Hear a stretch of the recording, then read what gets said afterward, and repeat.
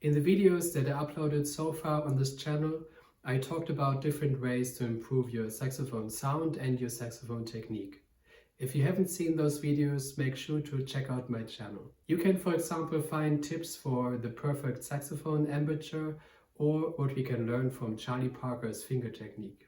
Today I want to delve a little bit more into the field of improvisation. I want to address a question that I asked myself for years and that I consider fundamental for any improviser. What should I think about or focus on while improvising?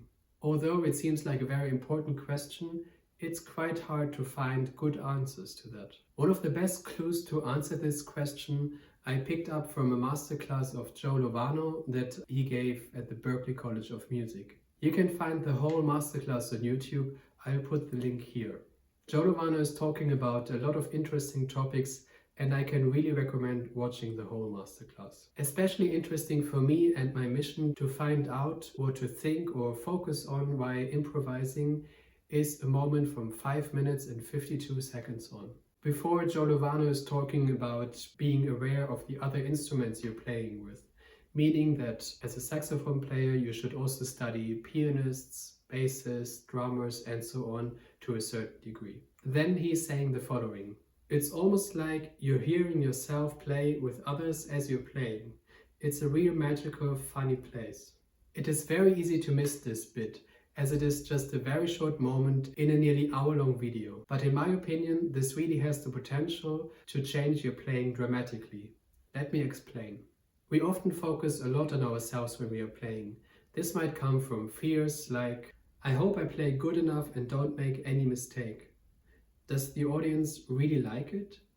Did I really practice this piece enough? This magical place, as Joe Lovano is calling it, can be described as this.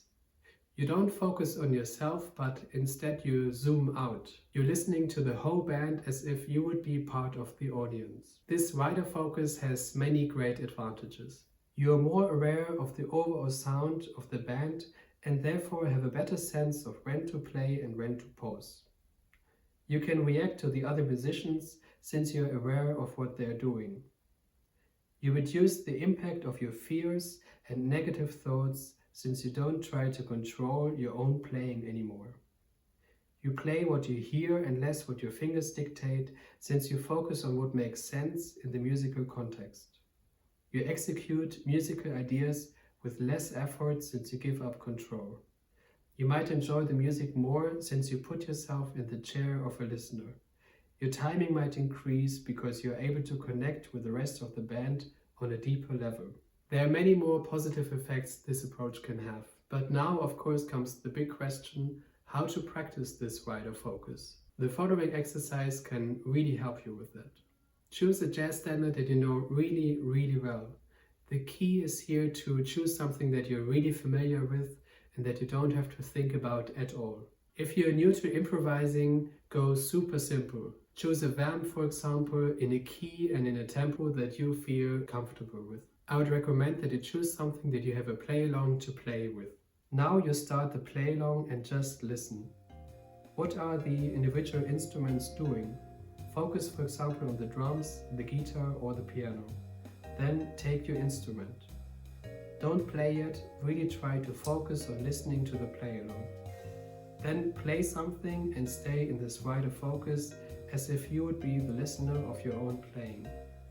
I would recommend to play simple things, nothing too complicated or challenging. Afterwards, check if it worked. Play another phrase, then pause again and check if you managed to stay in this wider focus. If this worked, you could try to play a little bit longer. Whenever you notice that you're not in the listener's seat anymore, stop. Listen first to the play-along again until you find the right focus. Then play again and try to stay in this focus.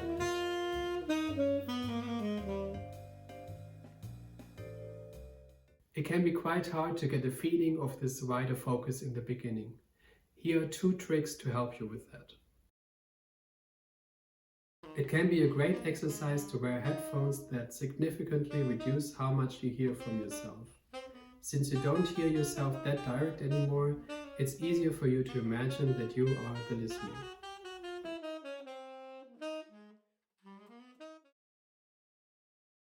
This is also a great option. Stand in front of a mirror and focus on your finger movements. You really play a trick on your mind here. Through watching yourself in the mirror, you put yourself into the listener's shoes, watching yourself as if you would be the audience. This exercise can help you to get into the same zone as Joe Lovano is in when he's playing. If this should be difficult for you in the beginning, don't worry, this is completely normal. It really needs some time to practice this wider focus, and it's totally normal to slip back into old habits from time to time.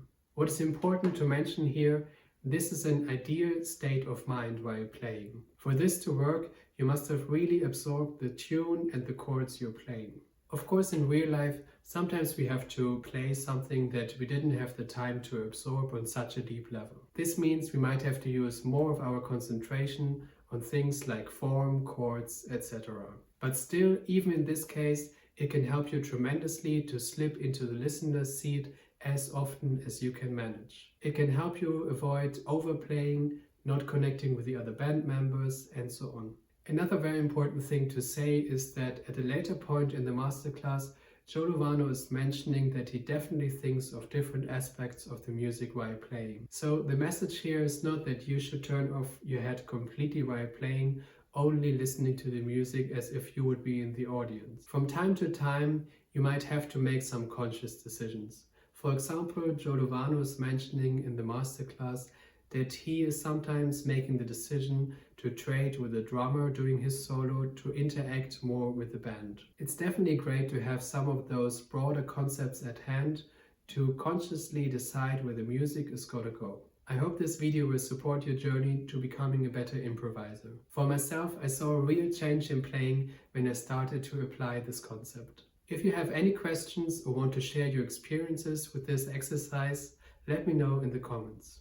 And if you enjoyed this video, I would be happy if you would leave a like. Also, if you don't want to miss out on future content on my channel, make sure to click the subscribe button. See you next time.